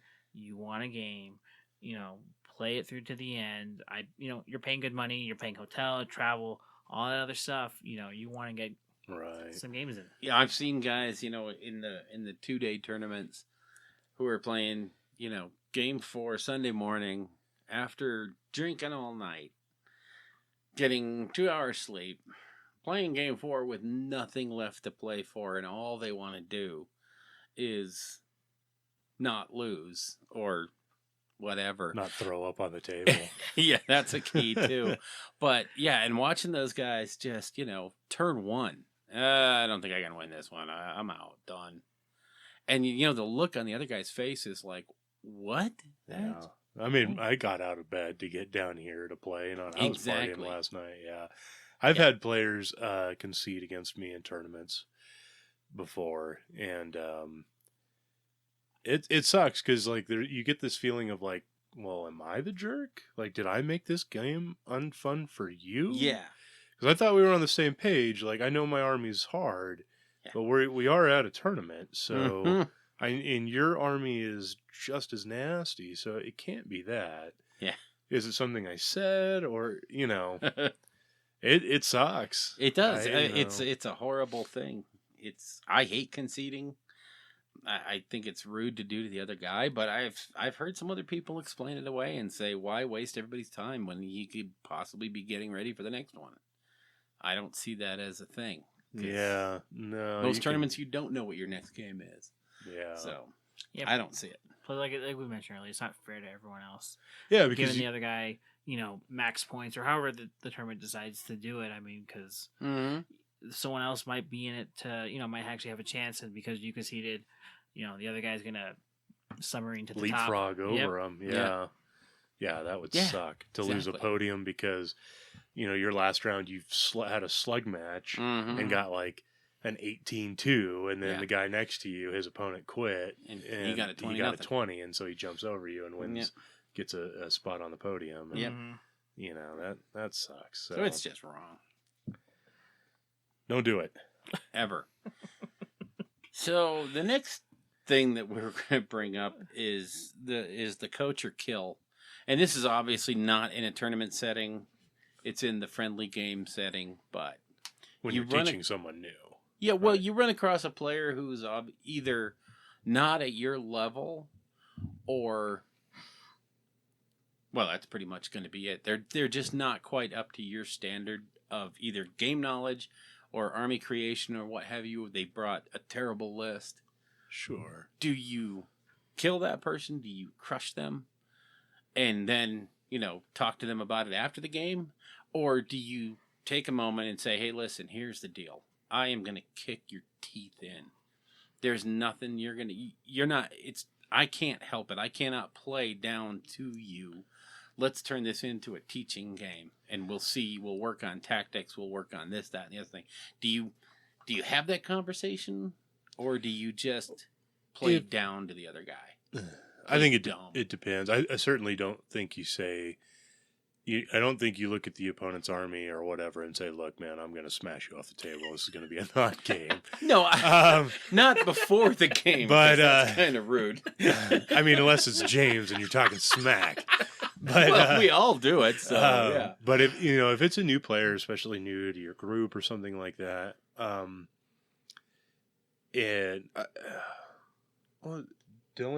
the guy who plays it, Dylan's a great example. He came in with a bunch of dispossessed dwarves. Yep.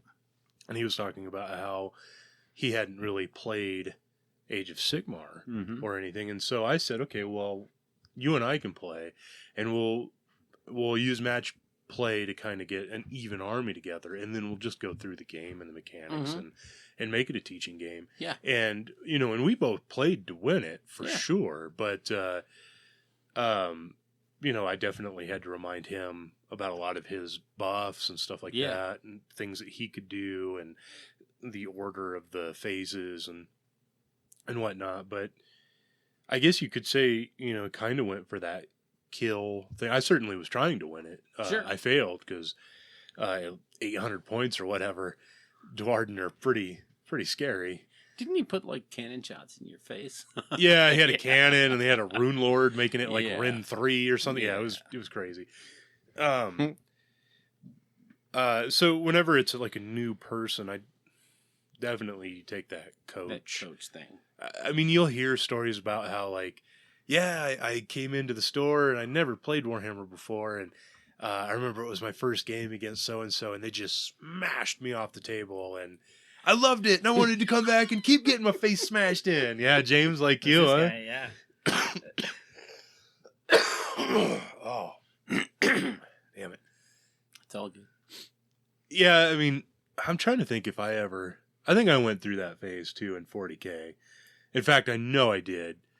Went through quite a while of just getting my head kicked in by that black Chaos Space Marine Codex. So it's different for everyone, but I've seen so many people come, check out the game, do a demo, see somebody just take their head off because they wanted that easy, stupid win, and that they'll person never be never back. comes back. Yeah. Now, that might not always be because of that game. It could be the fact that game and the fact they needed to drop a few $100s on the hobby, but definitely I would go with the coach. That's just me, and it's rare anymore that I. The biggest thing is you need to have that conversation with the other player. I mean, they might think that they're going to be in this game, but you might know that they're not. And, I mean, there's certain times you can look at the matchup on the board, you can look at how they're playing in turn one and realize, wow, we need to change this. Otherwise, it's not going to be fun for either of us. Yeah. So I think that's when you have that conversation with the person and say, hey, listen, maybe we should switch this around a little bit, Well, there are some people that are not newbies. They've been playing for a while, quite a while, and still don't necessarily get the idea of tactics. Yeah. Or any. They're just not really that great. And so when it comes to those kind of people, like, and I have taken that coaching aspect for a long time. I just don't seem to want to pick that up. Then yeah, fine. Let's play a game. Smash you off the table, and then if you want to talk about it afterwards, I guess we can. But We can pull it apart. I don't think you're really gonna come away with anything from this. So, I mean, you'll know you'll know the different players in your group. The newbies who you will want to coach. Always. The older regulars that just don't get it, and then the hardcore guys that are always bringing their A game. The Jameses of the group and the Andrews of the group that that Hit me again. Yeah, give me, do it now. So, but I get I think your question was more geared towards like newer people. It is. Getting Well, it. and experienced people that, like you said, aren't getting it. And Yeah. this is when you stop and you have that teaching moment and say, here's what you need to do better. And, it could be for anybody, really. Yeah, for sure. Because even the hyper competitive guys, we'll have discussions after the game. Yeah, I know that's how mine and Andrew's games usually lined up in a Yeah, they end up pretty in a- in-depth discussion Yeah. afterwards, and we were talking. And that's where you learn a ton, Yeah. And a lot of times you learn more from your losses than you do for sure. from Easy. your wins. Yep. So Yeah, I learned I hated orcs. But good lesson to learn. Good lesson to learn the hard way. I sure did. So anyway, the last thing on our list for etiquette and it's kind of on the edge of that, but it comes down to soft scoring at tournaments, and this is where it really counts. When you're looking at sportsmanship scores and all that other stuff. I know, James, this has been a pretty hot topic with you all along. Yeah. I mean, the tournaments, I think soft scores are essential for tournaments. Yeah. It just helps with a lot of things. I mean, I know last time we were discussing, about how defining how we want to play our game. Mm-hmm. And I think as an AOS community, I think it's important for us to define that. And I think we should, like I said, hobby scores are pretty big for fantasy, and I think they should still continue to be big. Oh, yeah. In AOS tournaments.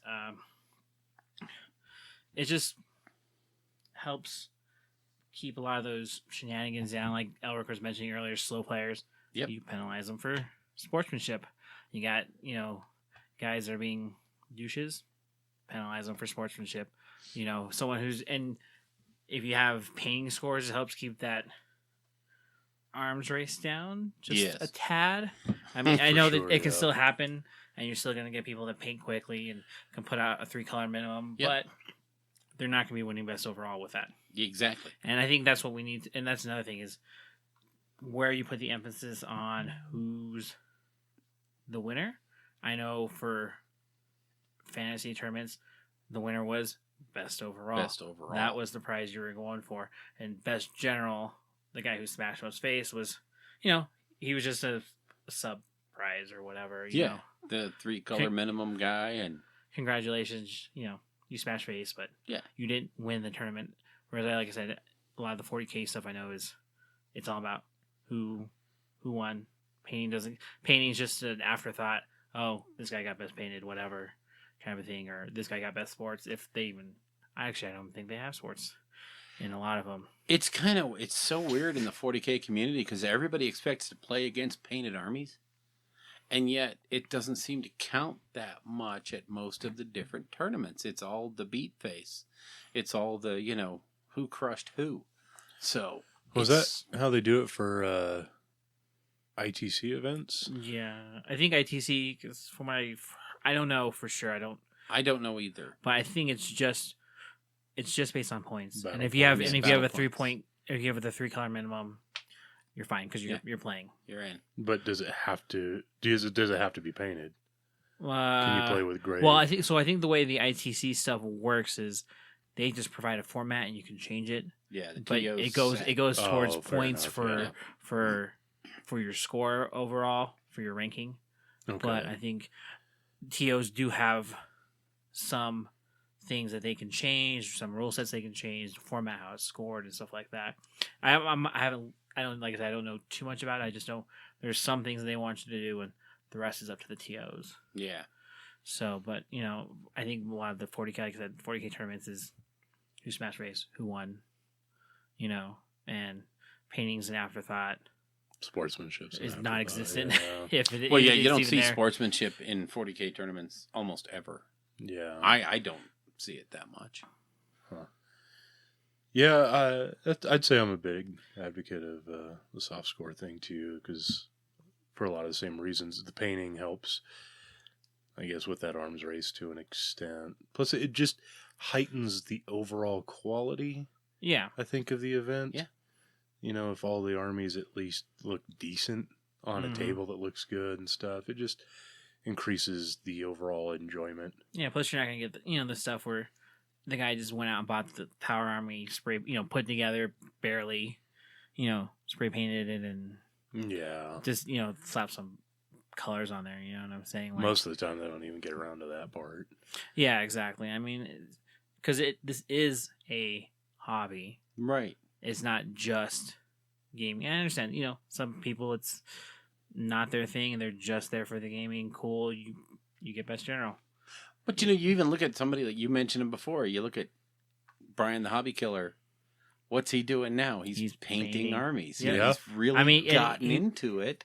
He's putting a good effort in. I mean, he's not going to win painting awards, but he's putting a good effort into it. He's putting the time in to sit there and paint stuff. I saw he even converted I saw he even did some conversions Yeah. with his prosecutors with javelins. I saw Yeah. he did some. He looked like wire with some swords at the end. It's a javelin, but Mhm. hey, it works. It wasn't just we're just gonna call this a javelin. Yeah, it's not proxied. So yeah, I mean it's something. It opens up a whole new avenue of the hobby for a lot of people if you include that sort of a thing. One of the things I always used to really like, and I forgot what the tournament that I first saw it at was, but with each, as you turned in your score sheet for each game, there was a block on there for your opponent, and you rated them on a 1 to 10 scale.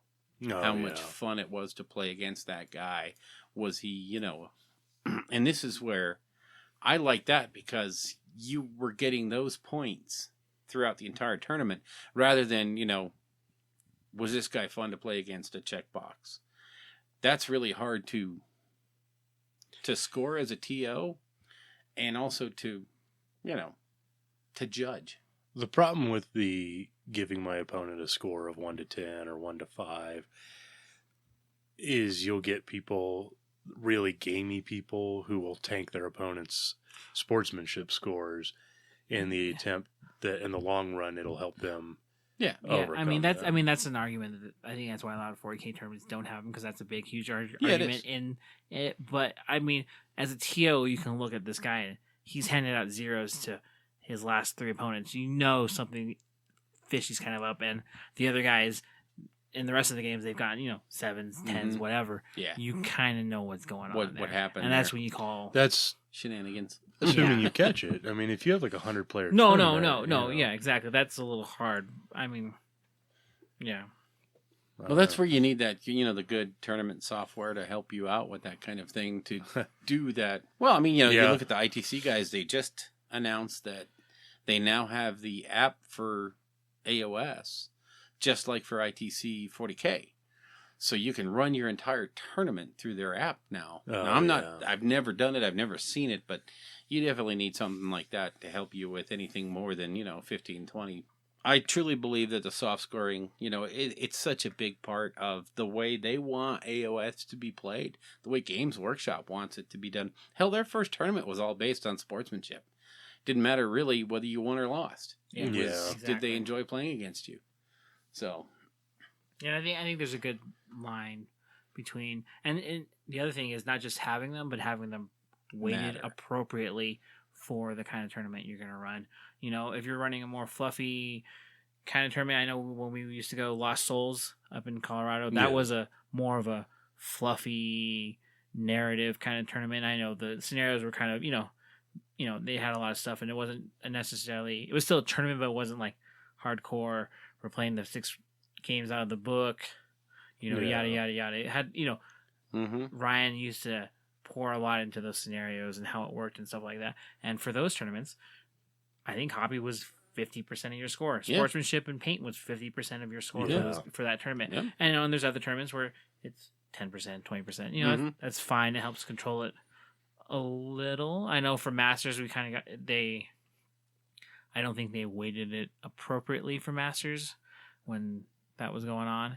I think it was such a small, insignificant part that it really had no effect on who won best overall. Yeah. And then you have things like Wapaka, which is like a 33-33-33 split, between paint, sportsmanship, and battle scores. Yep. So I know the Point Hammer guys have always been harping about how it should be equal across the board. Exactly. Everything is equally important. Yeah. So I mean, because you spend, if you're doing the hobby right, you're spending most of your time building models, painting them. You probably spend more time doing that than playing the game. a 2.5 hour game once a week, or playing 6 of them in a weekend. That makes it a hobby tournament. Yeah. That's what it is. Well, I think a great example is, I don't know if you guys remember the Ardboy tournaments for fantasy they used to have back in 7th and 8th edition. Yep. Yeah, it was like 3,000 point games, and sports was not a thing, and your armies didn't have to be painted, and it was like the last time Games Workshop kind of ran tournaments or sponsored them or whatever. Yeah. And they did it for 40K and fantasy. I think it was like 2,500 points for 40K or something like that. Yeah, which it just opens up to all kinds of shenanigans. But it was all about just smashing your opponent as hard as you could, get as many points as you could. And they did a thing where if you won your local event, you played at a regional event. Oh, man. And if you won the regional event, you played at a national event in Chicago. Jeez. And the person who won got like a $3,000 army or some crazy shenanigans. I don't remember exactly, but that was all about battle points. Yeah. The rest of the stuff did not matter at all. And you kind of have to ask yourself, is that the tournament you'd want to play in all the time? Well, I don't think all the time. I think an event like that is, a one-off or, one event out of a whole bunch. That's fine. Because like I said, I understand. Hobby painting is not everyone's Right. thing. They don't necessarily have the means to pay someone to paint it, or they don't have the skills or the time or whatever. That's cool. I want to be inclusive of as many people as we can. Having one of those, a one-off event like that, not so bad. Do I want all the events like that? No. Definitely not. Yeah. I guess that kind of just circles back to the whole discussion we had last time about how, tournaments will dictate it and players will dictate tournaments. So, but that's the truth. Yeah, I think soft scores are important. I think sure. soft scores improve the overall quality Yes. of your events. Yep, for sure. And they have a big impact, I think. Yeah. So let's turn off the etiquette thing there and just get back to beating face. No, Yeah. because we are the tournament podcast. But I think that covers pretty much. Is there anything left to etiquette that we didn't really cover other than, just try to be the guy you would want to play against? Unless you're an asshole, Well, then don't be that guy. Kind of a catch-22 there, huh? yeah, because you generally don't know if you're that guy. Unless someone comes right up to you and tells you that, hey, that orc army is pretty... I'm sorry. Huh? All right. So let's start taking it over to the last segment.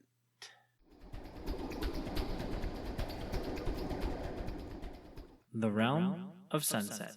So this is where we wrap up the show. I think I wanted to bring something up I ran by you guys earlier. Is we're going to add, I don't know where we'll fit it in or what section we'll add it to, but I kind of want to add a corrections type of thing to our podcast. I've been listening to a lot of the other podcasts, and I noticed some of them have been getting things, some pretty big things, really, really wrong. Yeah, Yeah. literally as they're reading it from the book Yeah. kind of stuff. Yeah. Yeah. So, and I don't want to be putting out wrong information like that, especially since we are the tournament podcast. Yeah. Once again. Yeah. But I we're gonna get things wrong. Other people get things wrong. That's cool. Yeah. It's fine. It happens. We're not expected to know everything, but if we get something that's pretty obviously wrong, just let us know. We'll say, hey, Yeah. so and so pointed out they found this page in the book. That's definitely not how it's played. Oops, our bad. Yeah. Sorry. I know there's other podcasts that do that. I know Canhammer does it. Mm-hmm. If they get rules things wrong quite often, but they go back and They say, go hey, back and fix it. hey, so and so contacted us. We checked it. We double checked it. Yep, we were wrong. Sorry. So just something to go forward, and don't always take what podcasts say for granted as being Gospel. the gospel exactly, because we're humans, we get things wrong. Especially when a new army book or a codex or something drops, and Yeah. later that day somebody has an episode out doing a review. Sometimes people get a little excited to put out new content and get clicks and stuff, and they can tend to maybe not read through everything all the way or whatnot. So, And plus, it gives our listeners a little bit of feedback or Yeah. something like that. yeah. Yeah. If we mess it up, definitely tell us so that we can make sure to get a correction out there. Because it's the game's only a year old, and we're still finding out things about how things work and how they intended them to work. Heck, they're still putting out facts. So, Yeah. obviously nobody's perfect, but we'd like to achieve that. We know Elric already has, but... Well, you know. I'll bring you guys along for the ride. Yeah, he's towing the dead weight. Speaking of dead weight, do you want to take us out with how to get a hold of us with all these corrections? Sure. So you can contact us on Twitter. I'm at Elric Edge, ELRIC, Edge, all one word. Bill? I'm at Bill Castello, Castello. And I'm at Tersoth. You can also just reach us as a show at rolling_bad. We all see that as well. You can also email us at rollingbadpodcast@gmail.com for anything that involves more than 140 characters. And if you want to see mostly what James has been up to in the hobby, Oh, yeah. you can check us out on Instagram as well at rollingbad. Bill and I will throw stuff on there every once in a while, but it's mostly just James's exploits. We know our place. So I think that's pretty much it, gentlemen. Yeah, I think that's in the can. Show. And what is this, episode 7? Yes, sir. Right. So just 3 more episodes until Ben Curry listens. I can hardly wait. Then we'll be a real boy.